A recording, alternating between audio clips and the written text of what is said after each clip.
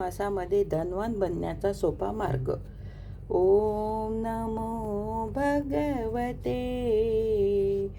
वासुदेवाय.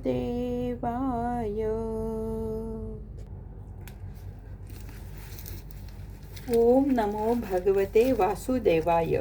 मी तुम्हाला दुसरा अध्याय सांगितलेला आहे. तुम्हाला आता मी दुसरा अध्याय वाचल्याचे महत्त्व काय हे समजून सांगत आहे. श्री भगवान म्हणाले, लक्ष्मी, मी तुम्हाला गीतेच्या पहिल्या अध्यायाचे महात्म्य कथन केले. आता उरलेल्या इतर अध्यायांचे महात्म्य श्रवण करा. ते ऐकल्याने तुम्हाला काय पुण्य प्राप्त मिळते. दक्षिण देशामध्ये पुरंदरपुरी नावाच्या ब्राह्मणाची वस्ती असलेले एक नगरी होती. त्या नगरीमध्ये देवशर्मा नावाचे एक विद्वान ब्राह्मण राहत असत. ते आदरातिथ्यशील, वेदशास्त्र पारंगत, यज्ञाने अनुष्ठान करणारे आणि तपस्वी लोकांचे चाहते होते. त्यांनी यज्ञामध्ये उत्तम द्रव्याची आहुती देऊन दीर्घकाळपर्यंत देवांना तृप्त केले, परंतु त्या धर्मस्वरूप ब्राह्मणाला चिरशांती कधीच मिळाली नाही.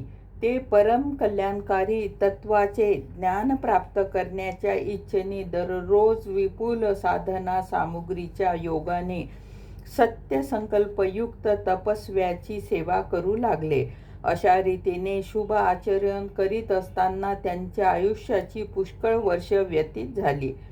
त्यानंतर एके दिवशी त्यांच्यासमोर एक त्यागी महात्मा प्रगट झाले. ते पूर्ण अनुभवी, आकांक्षारहित, नासाग्र दृष्टी ठेवणारे व शांत वृत्तीचे होते. नेहमी परम चिंतनात मग्न असल्यामुळे ते सदैव ब्रह्मानंद रूपी सागरात डुबलेले असत. देवशर्माने त्या सदानंद संतुष्ट अशा तपस्व्याला प्रणाम केला आणि विचारले, हे महात्मा, मला शांतिमय स्थिती कशी प्राप्त होईल? तेव्हा त्या आत्मज्ञानी संताने त्याला सौरपूर नावाच्या एका खेड्यात राहणाऱ्या मित्रवान नावाच्या बकऱ्या चारणाऱ्या एका व्यक्तीचा परिचय देऊन म्हटले, तो मित्रवान तुम्हाला उपदेश करेल.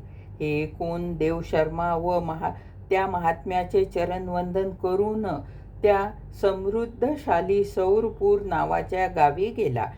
त्या गावाच्या उत्तर दिशेला एक मोठे वन होते. त्या वनाच्या नदीच्या तीरी एका मोठ्या शिळेवर मित्रवान बसलेला होता.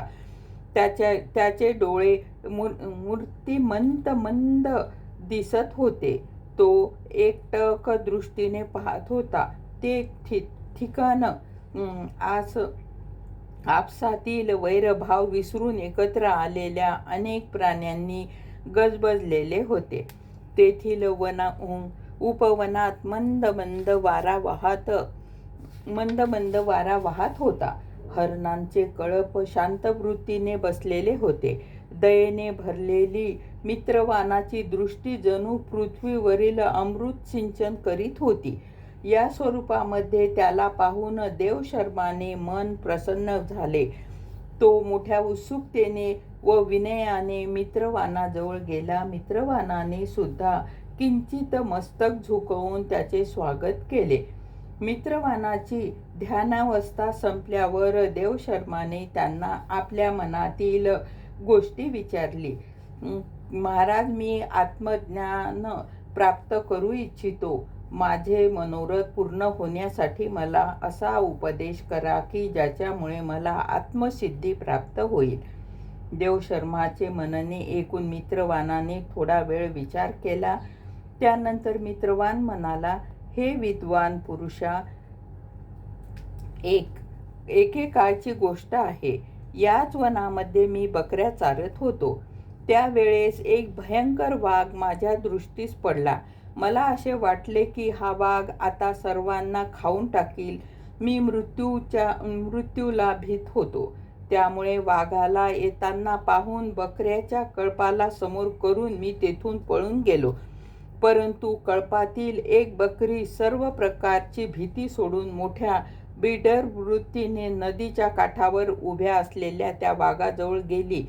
तो वाघही आपल्या मनातील वैरभाव विसरून मिटवून उभा राहिला.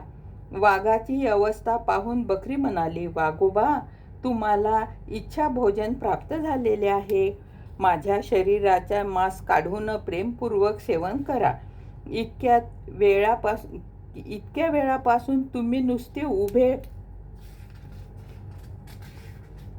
का आहात? मला मारून खाण्याचा विचार तुमच्या मनात का येत नाही?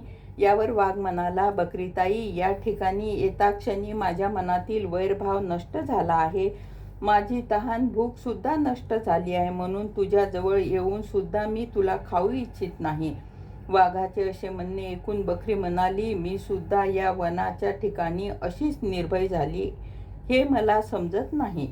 या निर्भयतेचे काय कारण असू शकते हे जर आपण जाणत असाल तर मला सांगावे. हे ऐकून वाघ म्हणाला, हे मला सुद्धा समजत नाही. चल, समोर उभ्या असलेल्या या महापुरुषाला आपण विचारू. असा निश्चय करून ते दोघेही तेथून निघून गेले. त्या दोघांच्या स्वभावातील हे विचित्र परिवर्तन पाहून मला फार आश्चर्य वाटले. तितक्यातच त्यांनी येऊन मला प्रश्न विचारला.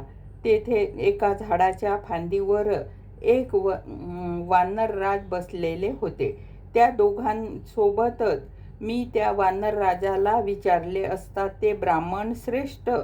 माझ्या विचारण्यावर वानरराजाने आदरपूर्वक सांगितले, हे आजा पालक, एका या विषयावर मी तुम्हाला एक प्राचीन इतिहास सांगतो.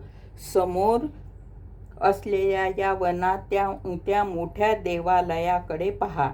त्या मंदिरात ब्रह्मदेवाने स्थापन केलेले एक शिवलिंग आहे. पूर्वी तेथे सुकर्मा नावाचे एक बुद्धिवान महात्मा राहत असत. ते नेहमी तपस्या मग्न राहत असत व मंदिरात शिवाची उपासना करीत असत. नदीच्या पाण्याने भगवान शंकराचे स्नान करून फुलांनी पूजा करीत असत. अशा रीतीने भगवान शंकराची आराधना करीत तेथेच राहत असत. बरीच वर्ष लुटल्यानंतर त्यांच्याकडे एक अतिथी आला. सुकर्माने त्या अतिथीच्या भोजनासाठी काही फळे आणून दिली आणि म्हणाले, हे विद्वान पुरुषा, मी केवळ तत्वज्ञानाची इच्छा धरून भगवान शंकराची आराधना करतो. आज या आराधनेचे फळ परिपक्व होऊन मला मिळाले आहे.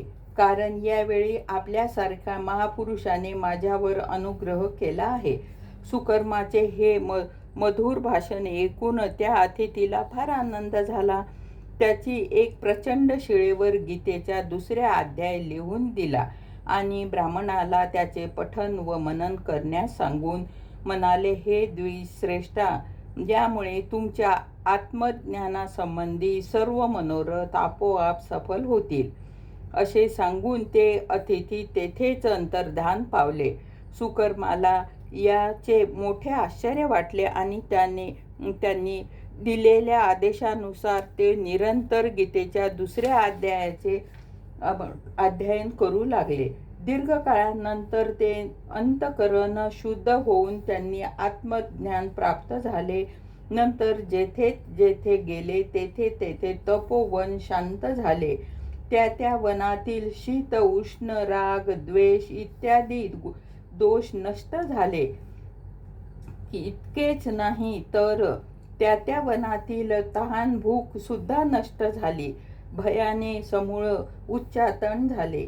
हा सर्व गीतेच्या दुसऱ्या अध्यायाचा अभ्यास करणाऱ्या सुकर्म ब्राह्मणाच्या तपस्येचा प्रभाव आहे असे समजा. मित्रवान म्हणाला, वानरराजा, असे भाषण ऐकून प्रसन्न मुद्रेने मी त्या बकरी व वाघासोबत मंदिरात गेलो. तेथे प्रचंड शिळेवर लिहिलेले गीतेच्या दुसऱ्या अध्यायाचे पाहिले व त्याचे पठण केले. अनेक वेळा त्याची पुनरावृत्ती केल्यामुळे तपस्या पूर्ण झाली आहे. म्हणून तुम्ही सुद्धा गीतेच्या दुसऱ्या अध्यायाची पुनरावृत्ती करा. त्यामुळे तुम्हाला सहज मोक्ष प्राप्ती होईल. श्री भगवान म्हणाले, प्रिये, मित्रवानाने असा उपदेश दिल्यानंतर देवशर्माने त्याचे पूजन केले आणि त्याला वंदन करून पुरंदरपूर नगरीची वाट धरली. तेथे गेल्यावर एका देवालयामध्ये एक आत्मज्ञानी पुरुष जवळ त्यांनी संपूर्ण वृत्तांत सांगितला आणि सर्वप्रथम त्यांच्याकडून गीतेच्या 2ऱ्या अध्यायाचे वाचन करविले. त्यांच्या जवळून उपदेश घेऊन अंतःकरण शुद्ध झालेले सुकर्मा ब्राह्मण दररोज मोठ्या श्रद्धेने गीतेच्या 2ऱ्या अध्यायाचे पठण करू लागले. शेवटी त्यांनी स्वसंशय योग्य प्रशंसा योग्य परमपद प्राप्त करून घेतले. श्री लक्ष्मीजी, अशा रीतीने तुम्हाला मी हे गीतेच्या 2ऱ्या अध्यायाचे महात्म्य कथन केले आहे. गोपाल कृष्ण भगवान की जय. गोपाल कृष्णाने हे 2ऱ्या अध्यायाचे महात्म्य सांगितलेले आहे. तेच तुम्हाला सुद्धा त्याची प्राप्ती होईल. जरूर ऐका. ओम नमो भगवते वासुदेवाय. ओम नमो भगवते वासुदेवाय.